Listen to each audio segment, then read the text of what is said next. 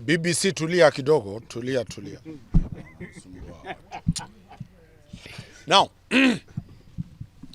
what transpired today is that the former CS for Interior was invaded with a garrison or a battalion of unidentified people from the security apparatus of this country, either EACC, either KWS, either the police. We were summoned immediately, and upon us arriving with more than 200 advocates, we sought to the same people to identify themselves. They could not be able to identify themselves. We sought for the reason as to how they have invaded the CS's place. There was no search warrant. There was no warrant of arrest. There's no reason known in law for them to invade a private property.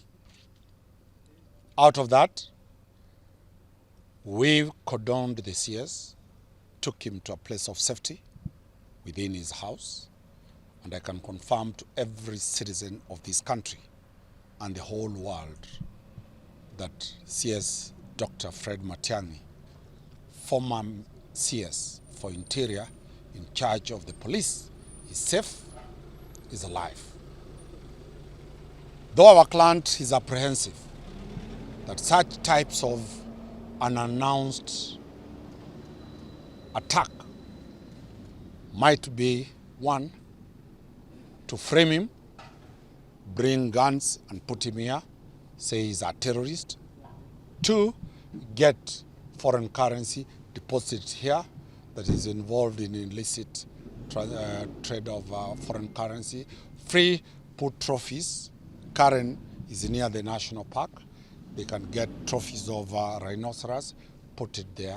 Whatever type of offense that will ensure that the CS is not allowed to enjoy his freedom.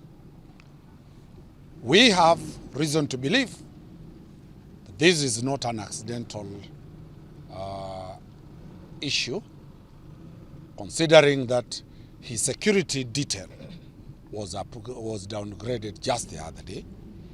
We strongly believe that this is not going to be the first, nor is it going to be the last, considering that almost the old cabinet, starting from His Excellency the President, retired President Uhuru Kenyatta, and downwards to the whole cabinet, their security was downgraded.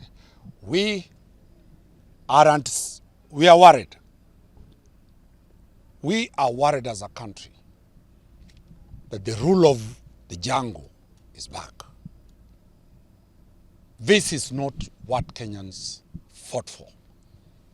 We are taking firm instructions, starting from retired President Uhuru Kenyatta to the cabinet ministers who are no longer in office, to move to court with speed tomorrow to seek for anticipatory bail. Our clients are ready to present themselves to any police station. They'll be required to present themselves. They are law-abiding citizens.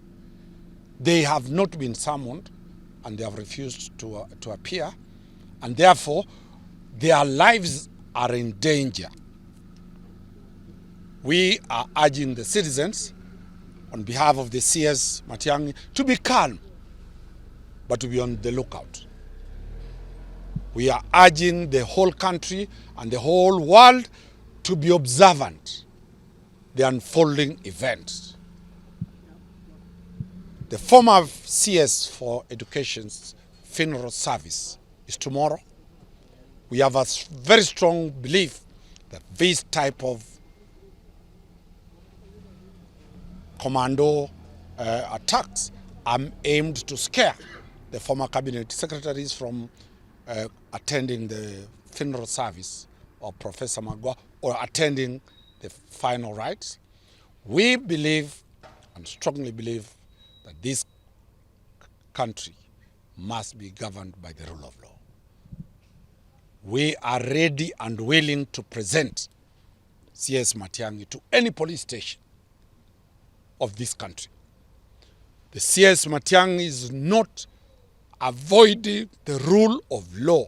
If he has committed an offense known by the law, Mr. Nyaberi will deal with a procedure that they should follow when they want to get Mr. Matiang'i.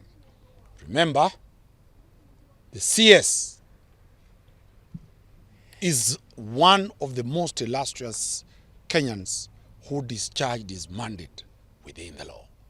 If ever he did anything wrong, let him face the full force of the law, but within the parameters provided for by the Constitution and the relevant statutory provisions on dealing with investigations. But the last issue is that we have very firm instructions to put to the nation and to the whole world that the CS is completely devastated and worried about his safety, worried about his life, worried about his children, worried about his family, and worried about the totality of the properties he owned or he is owning. That's all. Mr. Honorable members and the public, this is a press release from the County Assembly of Nyamira. We are sorry for this impromptu presser, which has been necessitated by the orchestrated harassment of former Cabinet Secretary, Interior and Government Coordination, Dr. Fred Matiang'i. Dr. Fred Matiang'i is a national leader who most diligently delivered to his assignment in government, prevailing circumstances notwithstanding. As Omogusi, despite various ups and downs, we are very proud of our son and hold him in extreme regard for the role he played in rallying our community behind the government he so selflessly and passionately served. He is credited with numerous institutional and infrastructural developments across the nation.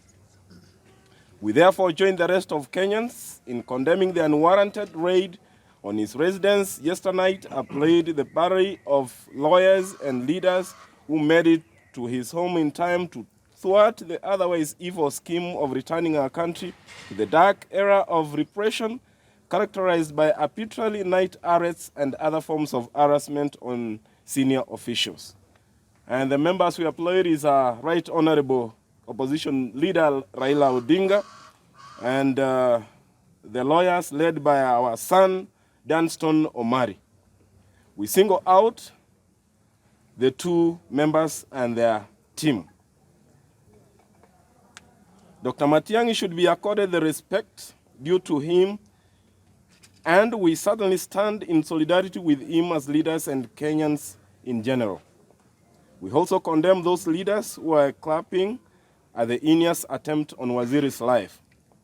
Our people, what is happening does not look like just an attempt to arrest Waziri Matiang'i, but sounds more of a bigger plan that might result in assassination going by fears expressed by the former CS.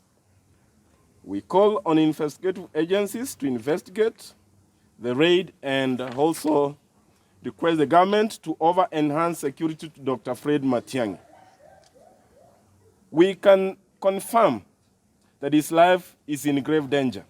This comes at a backdrop of security withdrawal just a few days ago.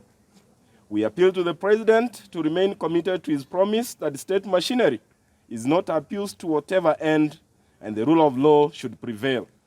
We also implore His Excellency the President to rein on some of his close allies who want to take advantage of proximity to him to intimidate other Kenyans. We could further like to remind the President to stand with Matiang'i like he did in the entire Jubilee government from 2013 to 2017.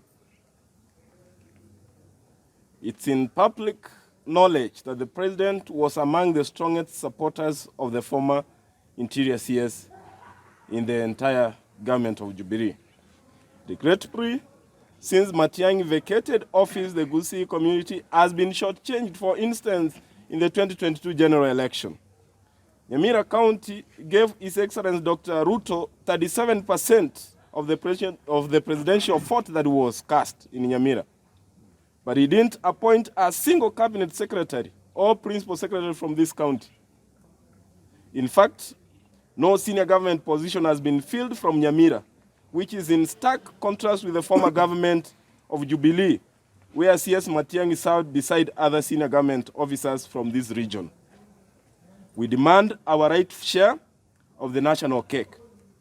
To our people, as the Gusii community, we are coming together to decide on who should lead us, and we are not short of options.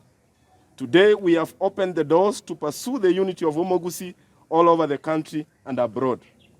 Lastly, Mr. President, when you campaigned, you add the people and the God with the Bible. Let the same Bible be your guide with the spirit that you should not do others what you shouldn't want to be done unto you. The same God and the same people still remain.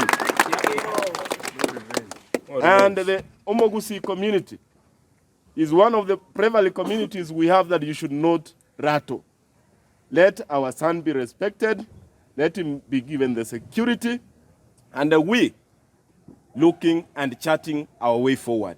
We can't miss options. Thank you very much.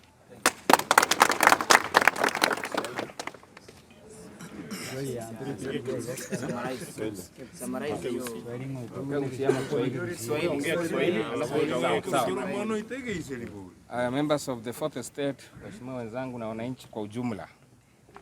Leo ni siku ambayo tumekuja kulahani tendo ambalo lilifanyika jana kwa aliyekuwa waziri wa kitaifa, Mheshimiwa Fred Matiang'i. Tunataka kukumbusha wale ambao wanahusika ama serikali ya Mheshimiwa William Ruto kuwa alituahidi kuwa atapochukua uongozi hakuna siku maafisa wa polisi watatumika vibaya kwa kuhujumu wengine. Sisi tunalaani hilo tendo la jana na tunataka kusema Mheshimiwa kiongozi wetu Fred Matiang'i alifanya kazi yake vile ilivyostahili wakati alikuwa ofisini. Aheshimiwe. Kwa hivyo ni tendo ambalo tumeliangalia kwa umbali, na sisi kama jamii ya Gusii tunataka kusema hivi kuwa ikibidi tushikane kwa sababu ya watu wetu na kuletea watu wetu wa maendeleo, tutafanya vyovyote viwezekanavyo kulinda jamii yetu na kulinda kiongozi wetu ambaye tunaona akihujumiwa. Kwa hivyo kwenda mbele, sisi tunataka kuuliza serikali kuwa tuendelee kuheshimu wale ambao walipewa nafasi za kufanya kazi wakafanya wakati wao. Kuna mambo mengi ambayo serikali inafaa kushughulikia. Mambo ya chakula, Mheshimiwa alipofika Biblia hivi, wakati alituambia akirudisha Biblia chini, chakula itarudi chini. Hakutuambia akirudisha Biblia chini ataenda kushika Mheshimiwa Matiang'i. Kwa hivyo sisi tunalaani hilo tendo na tunasema kwa vyovyote sisi kama jamii ya Gusii na viongozi wote tutakuja pamoja, tutakaa chini, tutachagua viongozi wetu na hatutakaa tukiacha watu wetu wakinyanyaswa. Asanteni sana. Ningemkaribisha Mheshimiwa Masira aongee kwa lugha yake Gusii. Karibu sana.